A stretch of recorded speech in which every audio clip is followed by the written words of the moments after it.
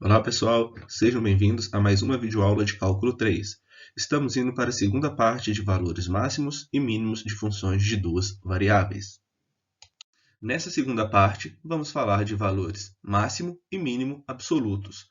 Lembrando que na videoaula anterior, na primeira parte, trabalhamos com os valores máximos e mínimos locais, e para isso usamos o teste da segunda derivada. Aqui, vamos relembrar como funciona os valores máximo e mínimos absolutos para funções de uma única variável.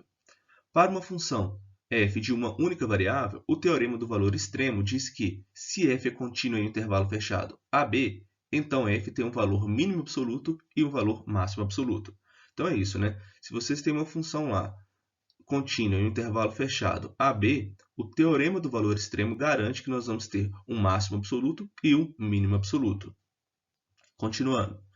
De acordo com o método dos intervalos fechados, achando esses valores calculando f não somente nos pontos críticos, mas também nas extremidades a e b.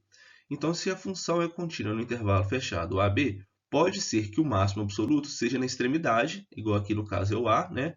E pode ser que o mínimo absoluto também seja na extremidade. Não é necessário que o máximo e mínimo absoluto seja entre o a e b. Então, teríamos que analisar nas extremidades também.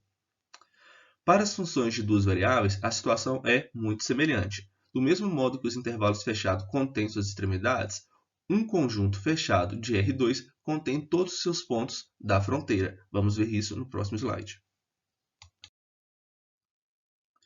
Um ponto da fronteira Dzão é um ponto AB, tal que qualquer bola aberta com centro em AB contém os pontos de Dzão e pontos não pertencentes a Dzão. Por exemplo, vamos entender então.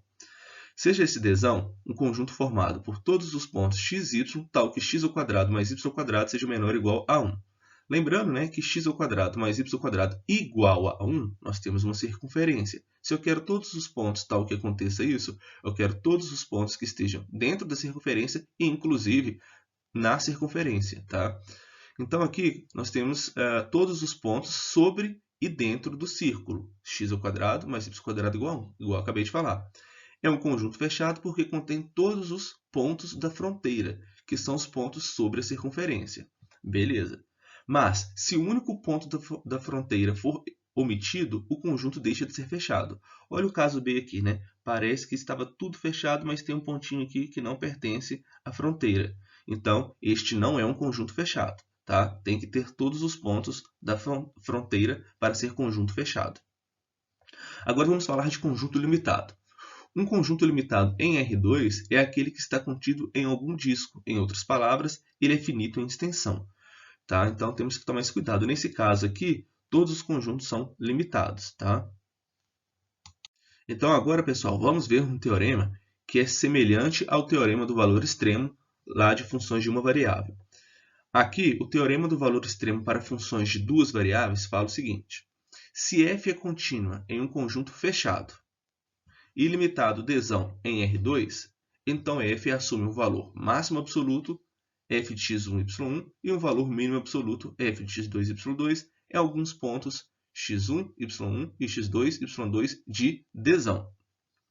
Para acharmos os pontos extremos, cuja existência é garantida pelo teorema 8, né, o teorema que acabamos de enunciar, vamos observar que, pelo teorema 2, se f tem um valor extremo em x1, y1, então x1, y1 ou é ponto crítico de f ou um ponto de fronteira de Dzão. Então, ok. Portanto, temos a seguinte extensão do método dos intervalos fechados. 9. Para determinar os valores máximo e mínimo absolutos de uma função contínua f em um conjunto fechado e limitado Dzão, temos os seguintes passos. Primeiro, determinar os valores de f nos pontos críticos de f em Dzão. Então, aqui é só fazer esse passo, tá? Na maioria das vezes, não vai ser necessário fazer o teste da segunda derivada. Vou falar já já. Segundo, determine os valores extremos de f na fronteira de Dzão. Terceiro, o maior dos valores dos passos 1 e 2 é o valor máximo absoluto. O menor desses valores é o valor mínimo absoluto. Então, quando você for analisar os valores extremos de f na fronteira de Dzão, você vai encontrar alguns valores que vocês podem comparar com o ponto crítico que você achou no passo 1. Então, lá vocês vão conseguir analisar qual é o máximo absoluto e o mínimo absoluto. tá? Nós vamos ver um exemplo como que funciona. Por que não vamos fazer o teste da segunda derivada? Exemplo. Encontre os valores máximo e mínimo absolutos da função. Então, ele deu a função no retângulo Dzão, né? Aqui o exercício só temos que encontrar o valor máximo e o mínimo absoluto da função, só isso. A função é x² menos 2xy mais 2y. O retângulo Dzão são todos os xy, né? Tais que o x está entre 0 e 3 e o y está 0 e 2. Então, nós vamos ver que temos um retângulo e vamos analisar a fronteira desse retângulo. Primeiro, como f é um polinômio, ela é contínua no retângulo fechado e limitado em Dzão. Portanto, o teorema 8 nos diz que existem tanto o máximo absoluto quanto o mínimo absoluto. Tranquilo? De acordo com o primeiro passo de 9, inicialmente devemos calcular os pontos críticos. Eles ocorrem quando? Então, vocês, para calcular o ponto crítico, lembra o que vocês têm que fazer? Derivada parcial em relação a x igual a zero. Derivada parcial em relação a y igual a zero. Qual é o valor de x e y que você substitui que dá zero? No caso aqui, nós vamos ter o 1 e 1, o ponto 1 e 1. Então, esse aqui é um ponto crítico. Aí, vocês lembram que a gente teria que fazer o teste da segunda derivada para analisar se esse ponto crítico é um valor de máximo local ou mínimo local? Então, inicialmente, só vamos calcular a imagem dele, tá? O f de 1 é 1. Então, para por aqui. Agora, vocês vão para o segundo passo. O segundo passo fala o seguinte: vamos olhar a fronteira de Dzão, que é constituída por 4 segmentos de reta, L1, L2, L3 e L4, como mostra a figura abaixo. Então, pessoal, é comum vocês fazerem isso, tá? Eu gosto de partir do 0, 0 e vou andando no sentido anti-horário, tá? Então, vocês têm aqui, olha, a fronteira L1, a fronteira L2, a fronteira L3 e a fronteira L4, tá? Então, vamos analisar cada uma dessas fronteiras. Vamos analisar os pontos na fronteira de Dzão, tá?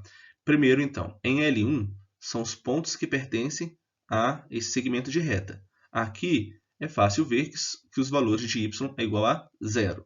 Se o valor de y é igual a zero, nós vamos ter o quê? X ao quadrado. Então, a função fica f de x0 igual a x ao quadrado, quando x está variando de 0 a 3.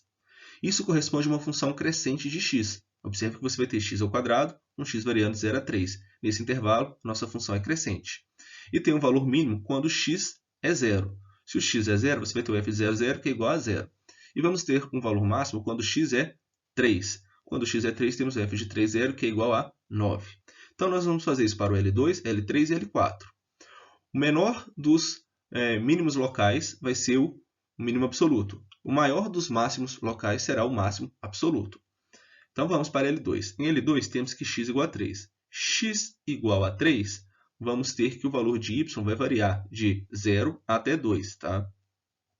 Então, quando x é 3, substituindo aqui, você vai ter a função 9 menos 4y, o y variando de 0 a 2. Essa é uma função decrescente de y, né? 9 menos 4y. Portanto, seu máximo vai ser aqui quando y é 0, ou seja, f de 3, 0, que é igual a 9.